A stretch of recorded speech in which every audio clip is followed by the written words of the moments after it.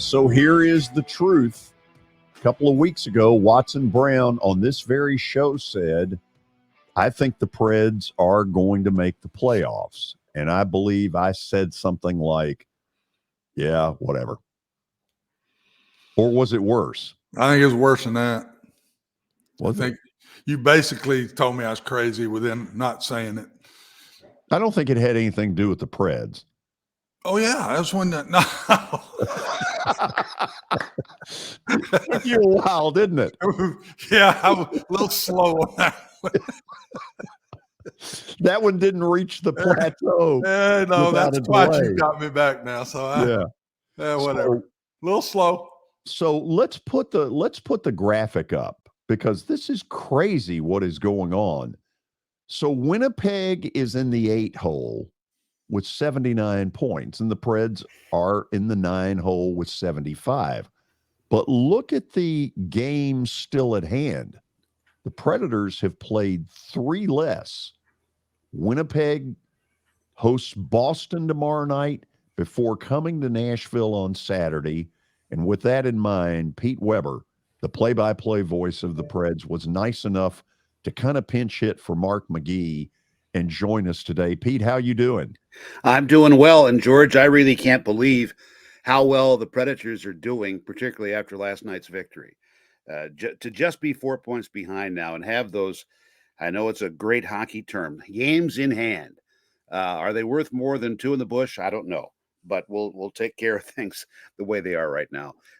This has been quite a run with depleted lineup, all the changes that were made, just going into the trade deadline, and seeing how essentially this band of youngsters has come together and is performing so very well. Pete, it seems like the leader of this kitty core is Novak. Yeah. Give us a little bit on him and what everybody thinks. Good young man from St. Paul, Minnesota. He, as a matter of fact, a few weeks ago when the Predators played at Minnesota, I was watching the game on television here at home. I wasn't traveling yet. And here's news for you. I will be traveling again beginning this weekend. Nice.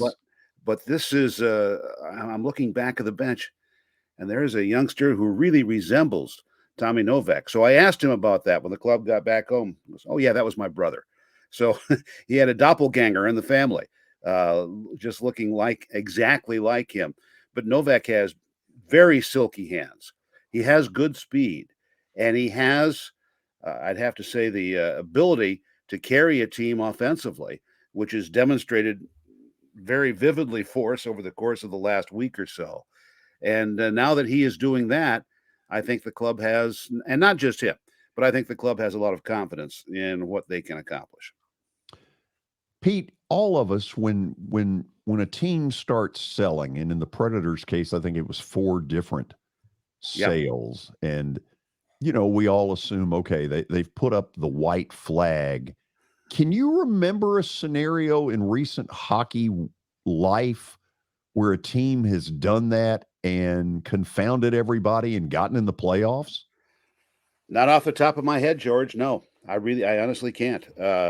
This is a team that you would think did run that white flag up the pole and was looking out and just trying to survive the balance of the year.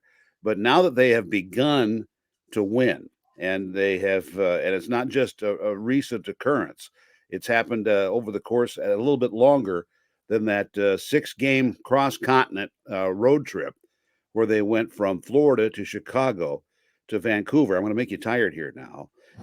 Go to Arizona, which was the downfall for them of one game on that trip, and then to Southern California and escape as they did. They really have things going right now where they feel like they're on a roll, and a roll that they're not willing to give up right now. They're going to keep on going and hope they can keep on going through Chicago tomorrow night, and then one of their 2 remaining games against Winnipeg here on Saturday afternoon. Are the players talking about it? In a way, but the big thing is, and these young players, for example, Luke Evangelista, I talked with him yesterday morning after the morning skate, and he was just all smiles out in the hallway. And I go, Luke, have you ever had more fun in your life? And he goes, no, I have not. This is way too much fun. And his life as a pro hockey player is not that lengthy right now. But he has been a leading scorer at every level he has played. And right now, he's a National Hockey League rookie with 2 goals, 2 assists, and 7 games played. And he just keeps on going. He's having a great time. And this is a guy that just got called up after the Predators' so-called fire sale began. Pete, I don't know quite how to ask this, but I'm just going to blurt it out. Yes. Would getting in the playoffs be a good thing? Well, I know some people think that you want to go to the playoffs and think you can win the Stanley Cup, but just get in the playoffs. And where is this message? Where is this most plain for everybody? I think it was when the Predators made the playoffs as the very last team in 2017. And where did they end up? The Stanley Cup final against the Pittsburgh Penguins. I realize they didn't win it. Believe me, probably nobody realizes it better than I do. But that was one of those things in the last few years. You had the St. Louis Blues, who were last in the league in January of 2019, and then they go on and win the Stanley Cup. There are teams that have come from way back, and we can even go back in baseball. We can go back to George Stallings' Boston Braves in 1914, who were last place on the 4th of July, and they won the World Series. So these crazy things can definitely happen. George Stallings. You did not cover him. No, and we didn't do the games on radio either because radio hadn't been invented yet. Right. KDKA was still 6 years away. That's right. That's right. Watson, say hello to Pete Weber. Pete, he would have said I did cover him, though. He was really nice to you right there. He was very nice to you. Believe me, if I'm sitting there and he's talking to me, he said, yeah, Watson, you watched him play back then, didn't you? So he's being really good. You understand that. Yeah, much appreciated. Yeah, without no question there. We got to get Bob Jameson on here, our mutual friend of George and mine, and talk about that. Pete, I look at the playoffs, and to me, this is kind of a perfect storm. That's why I said a couple of weeks ago, I think they're going to make it. When you do this and you bring in a bunch of young guys, they come in hell-bent for leather. Mm-hmm. Just go for it. Just have a good time. Prove what I can do. They got nothing on their backs. They're just ready to go. You take this and then the second thing is, you get rid of all these guys. The ones that are left, they say, uh-oh, I better pick my act up or I'll be in this deal. So you get their attention. Yep. And then you take this long road trip where everybody gets away from everybody. They get to know each other better. They get to come together more as a team before they go back home and everybody does all their stuff when you get home. I just think it's been a perfect storm. And the Preds have taken advantage of that.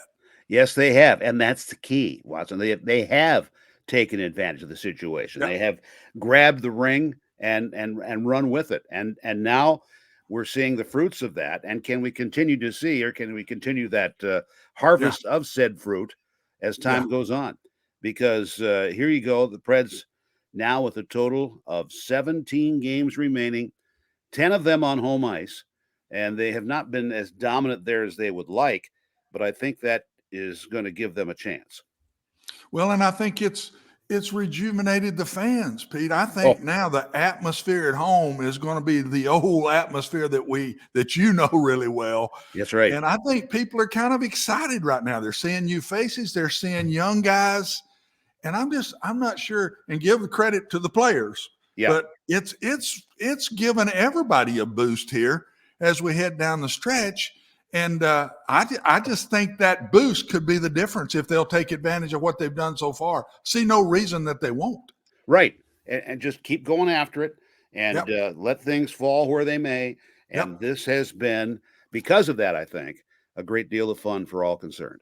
Yeah, and it could go down in history. And the other thing to me, Pete, after being in the business and coach for so long, getting to a bowl game, getting to the playoffs, getting to the NC2A does matter.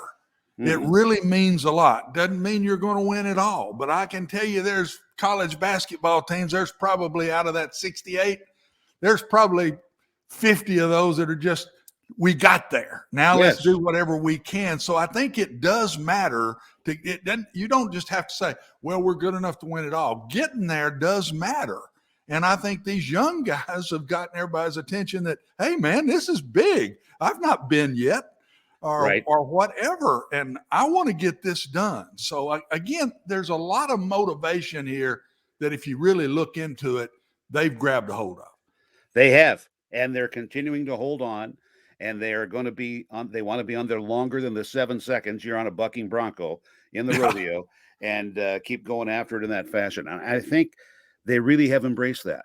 And this is very reminiscent to me, actually, not that long ago, but during COVID and 2 years ago, the Predators rode on the coattails of a lot of youngsters who got called up and were able to make the postseason.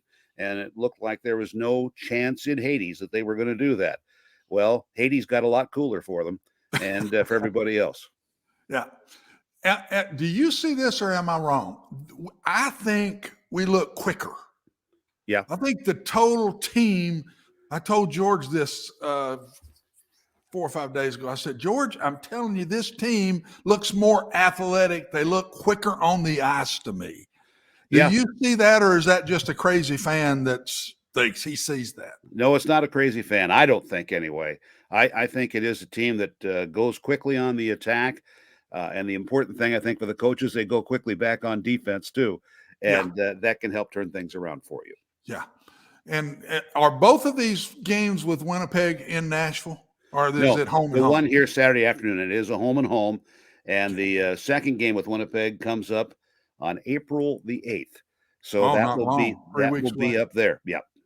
3 weeks away. Because, I mean, when you play the team you're chasing, that's like double dipping, really. Yes. I mean, that's double dipping. So this game Saturday, and, of course, this Blackhawks game is huge coming up too. But Winnipeg coming in here, I hope that place is rocking that night because that is a big game right there. Imagine that. Big games, consecutive games at home. Yeah. First Detroit, then Chicago, and then Winnipeg. It's going to be a fun week. It's going to be a very fun week. That carries a lot of Nashville history in that right there, doesn't it? Yes, it does. Kidding. Yes, it With does. Those three teams. Pete, show us, for those who don't know you as well as some of us do, Pete Weber is a huge sports fan. And in that room he's in right there, there's all kinds of sports stuff. Yeah. I see the Notre Dame pennant. What else is back there? Well, we have my man Harry Carey up on top of the bookcase there. Harry Carey, let me hear you. And if it weren't for him, I don't know if I'd even be in this business, because listening to him as a kid and tuning in KMOX at night, something else. Oh, yeah. There is a picture of a very young me in a light sweater with some guy named Bobby Orr taken in the Forum Club in Los Angeles. And then over to the far, you can't really make that one out, but is a picture of me, Bob Miller, my partner in the Los Angeles Kings, and Marcel Dion, who had just been awarded the Seagram 7 Crown of Sports Award for the season that he had just completed, leading the league in scoring and being the last guy to win the scoring title before Wayne Gretzky got it started. Wow. A lot of stuff back there. I've been over there before. I know there's a lot of sports stuff. And I even got, let me see. No, I just gave that away, but up above my bookcase over to my left was a Brooks Robinson model glove, the MVP model from 1964 that Brooks signed for me at Greer Stadium a number of summers ago. And he was perhaps the biggest star of my youth defensively. But the other guy that is up there with a nice autograph picture from his restaurant, Stanley Frank Musial. Not a bad guy at all. Not bad stuff right there. Okay. First of all, thank you for doing this on short notice. Happy to do it, George. Tell Claudia I said hello. I And shall. tell UC Saros I said hello because he is playing out of his mind. But the thing is, he is so darn calm about what he does.